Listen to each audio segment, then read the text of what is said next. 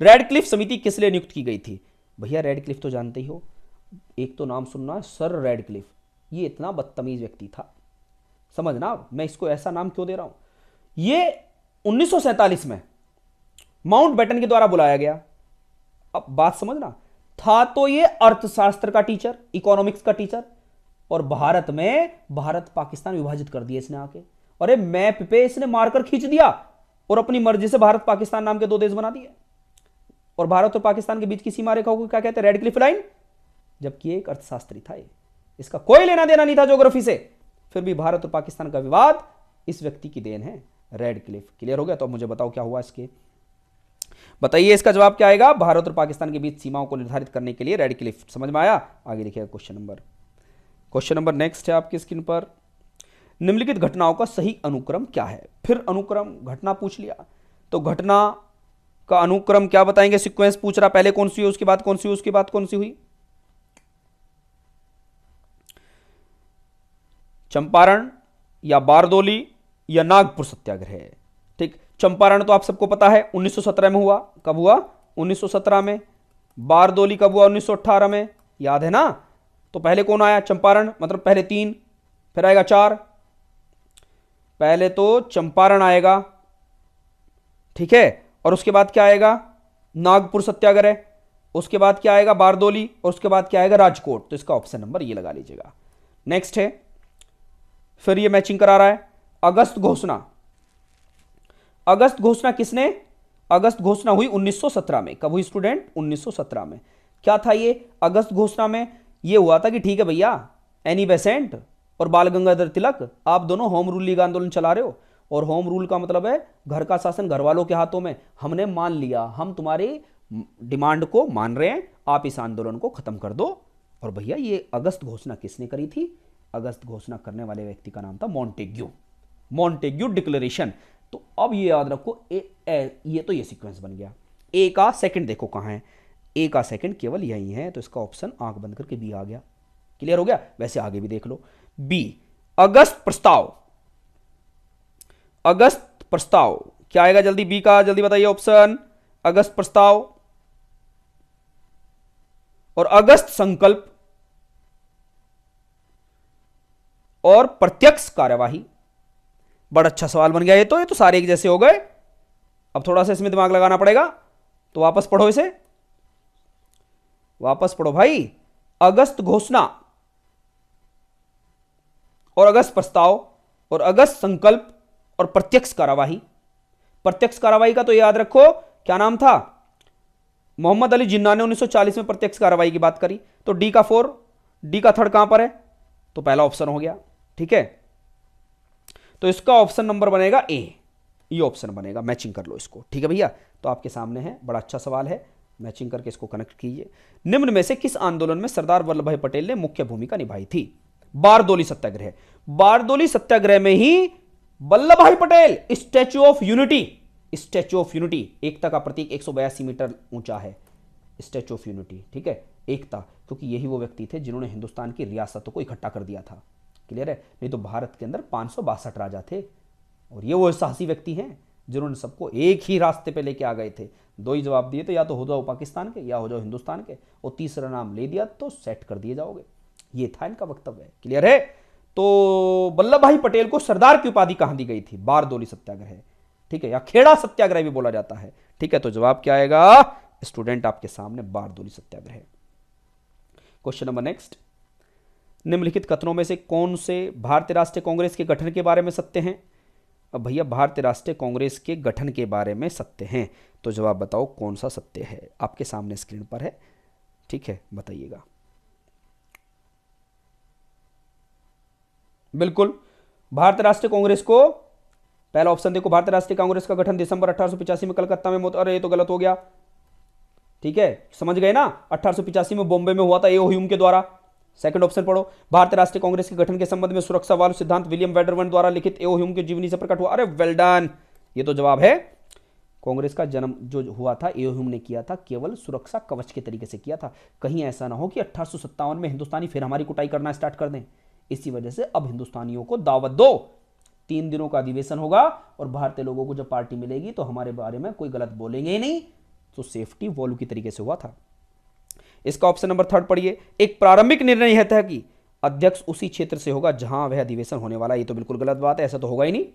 ठीक है, डब्ल्यू.सी. बनर्जी भारतीय राष्ट्रीय कांग्रेस के पहले अध्यक्ष बने थे, तो बिल्कुल सही बात है। 1885 में 2 और 4 देख लो, तो मतलब ऑप्शन नंबर सी इसका सही है। क्लियर। नेक्स्ट क्वेश्चन पे चलिएगा। डलहौजी को आधुनिक भारत का निर्माता माना जाता है क्योंकि वह सुधार लाया तथा कई क्षेत्रों में शुरुआत की। निम्नलिखित में से कौन सा एक उसकी सुधार योजनाओं में से नहीं थी? पहले तो नाम सुनो, लॉर्ड डलहौजी। जो लॉर्ड डलहौजी है, लॉर्ड डलहौजी की कहानी कब से कब तक है? 1848 से 1856 तक वो भारत का गवर्नर जनरल ऑफ इंडिया बन के रहा।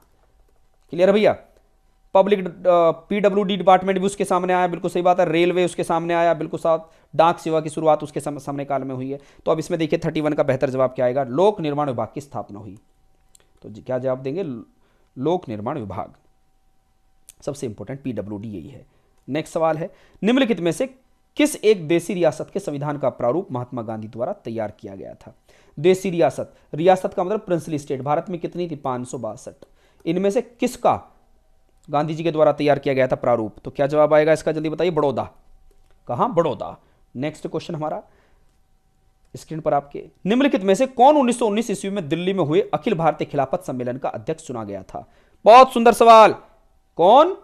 निम्नलिखित में से कौन 1919 ईस्वी में दिल्ली में हुए अखिल भारतीय खिलाफत सम्मेलन का अध्यक्ष चुना गया था? महात्मा गांधी। कौन? महात्मा गांधी। देखो याद रखना, खिलाफत आंदोलन और असहयोग आंदोलन दोनों जुड़वा आंदोलन के नाम से जाने जाते हैं। जुड़वा आंदोलन, ट्विन मूवमेंट। और दोनों के अध्यक्ष के तौर पर किसको चुना गया? महात्मा गांधी को चुना गया। नेक्स्ट सवाल है स्क्रीन पर हमारे,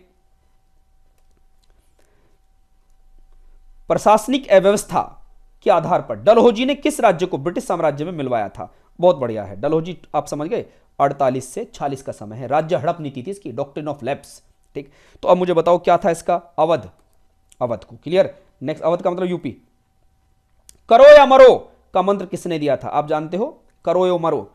भारत छोड़ो आंदोलन 1942 में, क्विट इंडिया मूवमेंट 1942 में महात्मा गांधी ने डू और डाई का नारा दिया था, करो या मरो। अब ध्यान देना, सवाल यह भी पूछा जाता है, बताइए महात्मा गांधी अहिंसक होते हुए पहली बार हिंसा पर बात कौन से नारे से करी उन्होंने? करो या मरो, सन 1942 भारत छोड़ो आंदोलन के द्वारा। तो 35वें का जवाब क्या आएगा? महात्मा गांधी। क्लियर है स्टूडेंट। क्वेश्चन नंबर 35 का जवाब 4। नेक्स्ट क्वेश्चन हमारा, निम्नलिखित में से किसने भारतीय राष्ट्रीय कांग्रेस के कराची अधिवेशन 1931 की अध्यक्षता की थी? कराची अधिवेशन किसने की थी? सरदार वल्लभ भाई पटेल ने। क्वेश्चन नंबर नेक्स्ट, भारत में साइमन कमीशन के बहिष्कार का मुख्य कारण क्या था? भैया साइमन कमीशन भारत का संविधान बनाने आया था। क्या बनाने आया था? संविधान। और साइमन कमीशन भारत में 2 बार आया, और 1928 में और 1929 में। साइमन कमीशन में कुल कितने सदस्य थे? 7 सदस्य थे।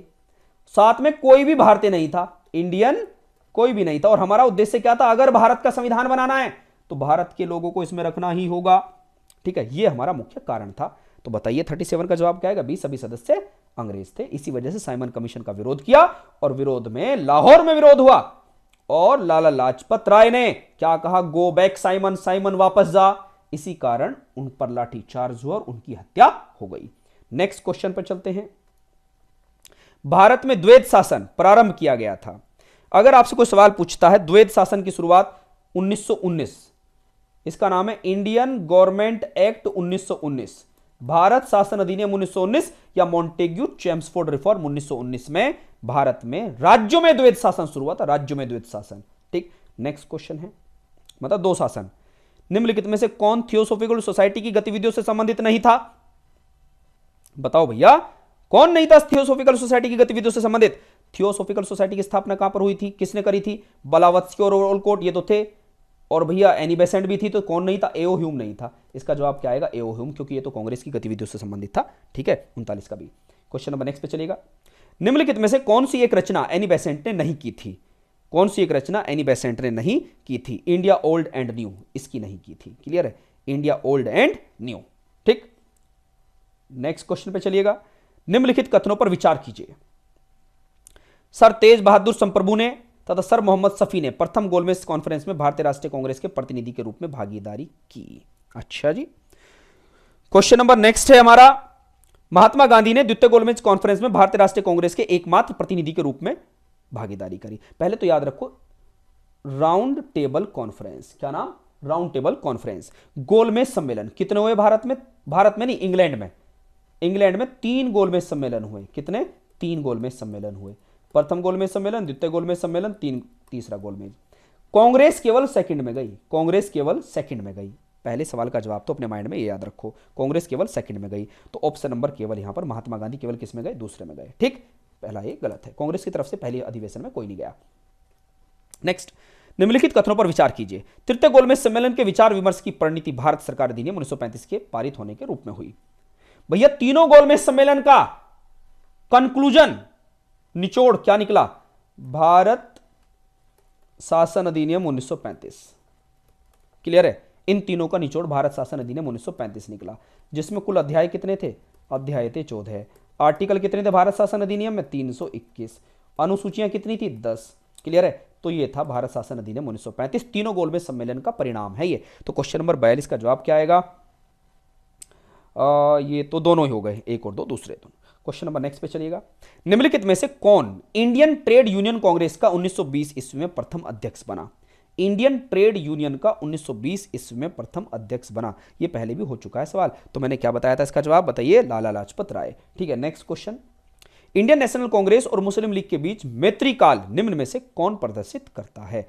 मतलब इंडियन नेशनल कांग्रेस और मुस्लिम लीग के बीच में मैत्री काल कब से कब के बीच में रहा? तो आप लोगों को सबसे पहले तो अपने माइंड में सेट रखना है ये मैत्री काल 16 से 22 के बीच में, क्योंकि 1916 में राष्ट्रीय कांग्रेस और मुस्लिम लीग के बीच में समझौता हुआ था, जिसको लखनऊ समझौता भी कहते हैं। इसी के बीच नरमदल गरमदल और मुस्लिम लीग एक हो गए थे। फिर बीच में खिलाफत आंदोलन चला, और खिलाफत आंदोलन जब चला तो खिलाफत आंदोलन भी किसने चलाया था? मुस्लिम लीग ने चलाया था। तो खिलाफत आंदोलन और असहयोग आंदोलन दोनों मिलकर जुड़वा आंदोलन कहलाए। तो ये काल इनका मित्रता का काल रहा है। इसके बाद तो फिर दुश्मन हो गए। क्लियर है? क्वेश्चन नंबर नेक्स्ट पे चलिएगा। भारतीय राष्ट्रीय कांग्रेस का प्रथम विभाजन कब हुआ? कब हुआ भैया भारतीय राष्ट्रीय कांग्रेस का पहला विभाजन? नरमदल गरमदल में 1907 सूरत अधिवेशन। रास बिहारी घोष थे उसके अध्यक्ष। ठीक है, सूरत में अधिवेशन हुआ सन 1907 में। रास बिहारी घोष थे कांग्रेस के अध्यक्ष। कांग्रेस नरमदल और गरमदल दो हिस्सों में टूट गई। Question number next. भारतीय राष्ट्रीय कांग्रेस के प्रथम अधिवेशन के बारे में निम्नलिखित कथनों पर विचार कीजिए। यह 1885 में बॉम्बे में हुआ था। बिल्कुल सही बात है। भारतीय राष्ट्रीय सम्मेलन के समकालीन अधिवेशन होने के कारण सुरेंद्रनाथ बनर्जी इस अधिवेशन में उपस्थित नहीं हो पाए थे। तो क्वेश्चन नंबर 46 का जवाब क्या आएगा? बिल्कुल सही बात है, ये नहीं हो पाए थे। तो क्या है? 1 और 2। ठीक, क्वेश्चन नंबर नेक्स्ट। अब इसमें पूछ रहा है कि कौन सी पार्टी किसने बनाई? कौन सी पार्टी किसने बनाई, इसको मैच करो। तो भैया क्या मैचिंग होगी, जल्दी बताइएगा। इसका मैचिंग के तौर पर क्या रखोगे आप इसमें? तो इसका ऑप्शन नंबर बी याद रखिएगा। ठीक, क्वेश्चन नंबर नेक्स्ट चलिएगा। निम्नलिखित में से किसने भारतीय राष्ट्रीय कांग्रेस की अध्यक्षता 2 बार की? अब देखो कह रहा 2 बार अध्यक्ष रहने का रिकॉर्ड वेडर्न 1 को है। एक्चुअल अगर आपसे कोई सवाल पूछे भारतीय राष्ट्रीय कांग्रेस में विदेशी अध्यक्ष कितने रहे? विदेशी अध्यक्ष रहे 5। उनमें 2 बार अध्यक्ष कौन रहा? वेडर्न 1। 2 बार अध्यक्ष कौन रहा? वेडर्न 1। अगर आपसे कोई सवाल पूछे ये तो विदेशी अध्यक्ष हो गए। कौन भैया? विदेशी अध्यक्ष। विदेशी अध्यक्ष इनमें पहला था जॉर्ज यूले। पहला कौन था? George Yule. और 5वां कौन था? Annie Besant. ये तो किसके बारे में हो गया भैया? ये विदेशी अध्यक्ष के बारे में हो गया। 5 विदेशी अध्यक्ष, जिसमें वेडर्न 1 2 बार रहा। अगर आपसे कोई सवाल पूछे भारतीय राष्ट्रीय कांग्रेस में कितनी महिलाएं अध्यक्ष रही? 3 महिलाएं अध्यक्ष रही। कांग्रेस में कितनी महिलाएं अध्यक्ष रही? 3। कौन कौन सी? एक तो एनी बेसेंट, एक सरोजिनी नायडू, एक नील केनी। ये तीनों नाम याद रखना है। नेक्स्ट क्वेश्चन पर चलते हैं। निम्नलिखित कथनों में से कौन सा एक सही है? क्लियर है भैया? कौन सा सही है देख लेते हैं। 1857 का विद्रोह हैदराबाद के निजाम द्वारा समर्थित नहीं था। बिल्कुल, हैदराबाद तो हमेशा ही अगेंस्ट रहा है। तो इसका ऑप्शन ये है। बिल्कुल एकदम, इसमें कुछ बोलना ही नहीं है। ठीक, और इसके बाद सही है। चलो क्वेश्चन नंबर नेक्स्ट पे चलते हैं। निम्नलिखित गवर्नर जनरल में से किसने टीपू सुल्तान के खिलाफ त्रिपक्षीय गठजोड़ आरंभ किया था? तो क्या जवाब आएगा? Lord Cornwallis. नेक्स्ट क्वेश्चन है हमारा। 1911 ईस्वी में जब राजधानी कलकत्ता से दिल्ली लाई गई उस समय भारत का वायसराय कौन था? तो भैया कौन था? लॉर्ड हार्डिंग कब से कब तक रहा है? 1910 से 1916 तक भारत का वायसराय रहा है। भारत में कुल कितने वायसराय हुए? 20। पहला वायसराय कौन है? पहला वायसराय है लॉर्ड कैनिंग। ये याद रखना है स्टूडेंट। 1858 से शुरू हुआ था वायसराय का काम और कब तक रहा है? 1862 तक। और अंतिम वायसराय कौन रहा है? Lord Mountbatten. लॉर्ड माउंटबेटन ये 20वां वायसराय है। ठीक है स्टूडेंट, तो स्टूडेंट्स देखिएगा, आप स्क्रीन पर आपके सवाल है और इसको पढ़िएगा, मेरे साथ पढ़ते हुए चलिएगा तो उसका बेनिफिट भी आपको मिलेगा और उससे आपका रिवीजन भी हो जाएगा। और जो स्टूडेंट पहले पढ़ चुके हैं उनको डबल लाभ मिलेगा। निम्नलिखित कथनों पर विचार कीजिए। अब ये निम्नलिखित कथन क्या है? देखिए ये सवाल आईएएस 2007 में पूछा गया है और ये सीडीएस में भी पूछा गया है। सवाल है, चित्तरंजन दास गैर सरकारी जलियांवाला बाग जांच कमेटी के एक सदस्य थे। तो पहले तो अपने माइंड में याद रखना है चित्तरंजन दास जो हैं इनका संबंध किससे है स्टूडेंट? तो चित्तरंजन दास ने एक पार्टी फाउंड की थी जिस पार्टी का नाम था क्या? स्वराज्य पार्टी। क्या स्टूडेंट? स्वराज्य पार्टी। ये आप लोगों को याद रखना है, स्वराज्य पार्टी। इसके फाउंडर कौन कौन थे? चित्तरंजन दास और मोतीलाल नेहरू। तो क्वेश्चन ये पूछा गया है, चित्तरंजन दास गैर सरकारी जलियांवाला बाग जांच कमेटी के एक सदस्य थे। बिल्कुल सही बात है। जलियांवाला बाग कब हुआ था स्टूडेंट? जल्दी बताइएगा। 13 अप्रैल 1919 को एक जलियांवाला बाग घटना हुई थी। क्लियर है? इस घटना के तहत सबसे पहले आपसे कोई सवाल पूछता है कि कांग्रेस ने कौन सी कमेटी बनाई थी? तो कांग्रेस ने तहकीकात कमेटी बनाई थी स्टूडेंट। कौन सी कमेटी? तहकीकात कमेटी। और तहकीकात कमेटी के अध्यक्ष कौन थे? मदन मोहन मालवीय। सवाल क्या पूछा गया है? गैर सरकारी जलियांवाला बाग जांच कमेटी के एक सदस्य थे चित्तरंजन दास। बिल्कुल सही बात है। इसका ऑप्शन नंबर 2 पढ़िएगा। सुभाष चंद्र बोस मोतीलाल नेहरू कमेटी के एक सदस्य थे जो कांग्रेस द्वारा स्वतंत्र भारत के लिए एक संविधान तैयार करने के लिए नियुक्त की गई थी। तो पहले तो याद रखना है कि मोतीलाल नेहरू की कमेटी कब बनी? 1928 में बनी थी। बिल्कुल सही बात है। इसमें यह भी एक सवाल का जवाब होगा। तो इसका जवाब क्या आएगा? फर्स्ट और सेकंड दोनों। Clear student? तो क्वेश्चन नंबर नेक्स्ट की तरफ को मूव करते हैं। महात्मा गांधी के सामाजिक आदर्श सर्वप्रथम किसमें प्रकाशित किए गए थे? महात्मा गांधी के सामाजिक आदर्श सर्वप्रथम किसमें प्रकाशित किए गए थे? हिंद स्वराज में, या an autobiography the story of my experiment with truth में किए गए थे, या क्वेश्चन नंबर नेक्स्ट है history of the Satyagraha in South Africa में किए गए थे, या नेक्स्ट है history of the Satyagraha in South Africa, last है the Bhagavad Gita according to Gandhi. तो हमें तो एक बात याद रखनी है, गांधी जी के द्वारा जो भी वर्क किया गया उनमें ये सारी की सारी बातें हैं। तो हिंद स्वराज क्या है स्टूडेंट? जल्दी बताइएगा। हिंद स्वराज तो गांधी के द्वारा लिखी गई कुछ किताबों में अगर मैं बात करूं, सबसे पहले गांधी जी ने कौन सी किताब लिखी? 1903 में इंडियन ओपिनियन। ध्यान देना स्टूडेंट, गांधी जी द्वारा किए गए प्रमुख किताबी कार्य 1903 में इन्होंने क्या किया गया था स्टूडेंट? देखना, यहां पर ध्यान देते हुए चलना है। इंडियन ओपिनियन नाम की एक साप्ताहिक पत्रिका निकाली। कहां से? साउथ अफ्रीका से। Indian opinion. ठीक, अगर आपसे कोई सवाल पूछता है इंडियन ओपिनियन ये जो निकाला गया कब निकाला गया? 1903 में। कहां से? साउथ अफ्रीका से। पहला कार्य तो इनका यह है। दूसरा कार्य पूछा जाए इन्होंने क्या किया, फिर आपको याद रखना है 1909 ईस्वी में इन्होंने हिंद स्वराज निकाली। 1909 ईस्वी में किताब का नाम है हिंद स्वराज। ये भी कहां से? ये भी साउथ अफ्रीका से। किस लैंग्वेज में? गुजराती में। किस स्टूडेंट? किस लैंग्वेज में? गुजराती में। ठीक, ये एक बड़ी फेमस किताब है इनकी, तो हिंद स्वराज। इसके बाद क्या है? N autobiography the story of my experiment with truth. अगर हमसे कोई सवाल पूछता है इसके बाद क्या किया इन्होंने? इसके बाद 1919 में यंग इंडिया। क्या स्टूडेंट? Young India. एंड यहीं पर 1919 में अगर मैं जनरली बात करूं तो कौन सा था? नवजीवन साप्ताहिक था, फिर बाद में दैनिक पत्र बनाइए। नवजीवन।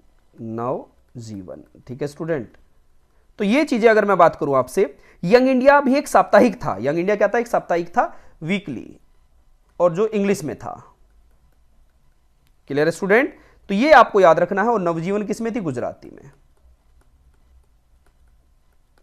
नेक्स्ट ये 1925 में पहुंचते हैं, और 1925 में क्या लिखते हैं? ये 1925 में लिखते हैं the story of my experiment with truth, ये वाली लिखते हैं। क्लियर है?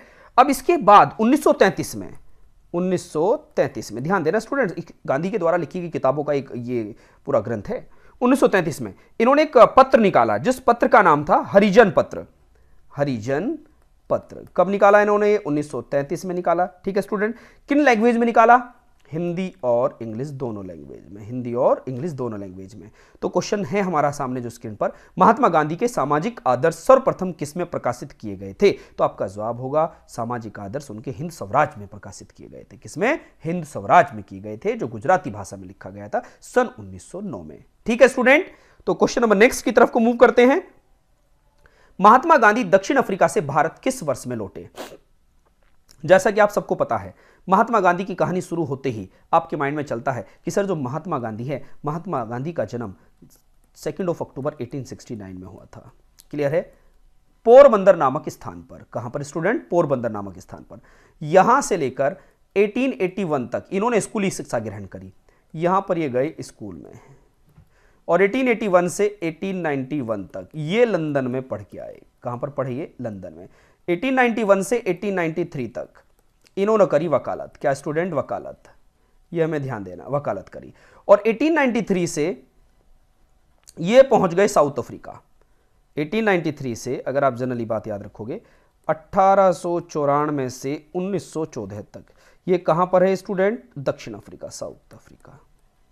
ठीक है, और साउथ अफ्रीका से भारत कब आए? तो आपका जवाब होगा कि सर साउथ अफ्रीका से भारत आए 9 जनवरी 1915। 9 जनवरी 1915 को गांधी जी भारत वापस लौटे, भारत वापस आए। क्लियर है? और 9 जनवरी को स्टूडेंट, 9 जनवरी को क्या कहते हैं? प्रवासी भारतीय दिवस कहते हैं। प्रवासी भारतीय दिवस या एनआरआई डे कहते हैं। यह कब से मनाया जाने लगा है? 2003 से। कब से स्टूडेंट? 2003 से। तो सवाल का जवाब क्या आएगा स्टूडेंट? 1915। क्लियर है? देखो सारी थ्योरी रिवाइज होती चली जाएगी, बस पढ़ते रहना मन से। क्वेश्चन नंबर नेक्स्ट की तरफ को मूव करते हैं। मैचिंग करा रहा है। लॉर्ड कॉर्नवालिस का संबंध किससे है? लॉर्ड वेलेस्ली का संबंध किससे है? लॉर्ड डलहौजी का संबंध किससे है? लॉर्ड कर्जन का संबंध किससे है? तो बताइए स्टूडेंट, बड़ा अच्छा और सुंदर सवाल आपकी स्क्रीन पर है। मैचिंग कीजिएगा। और यह सवाल असिस्टेंट कमांडेंट 2012 में पूछा जा चुका है।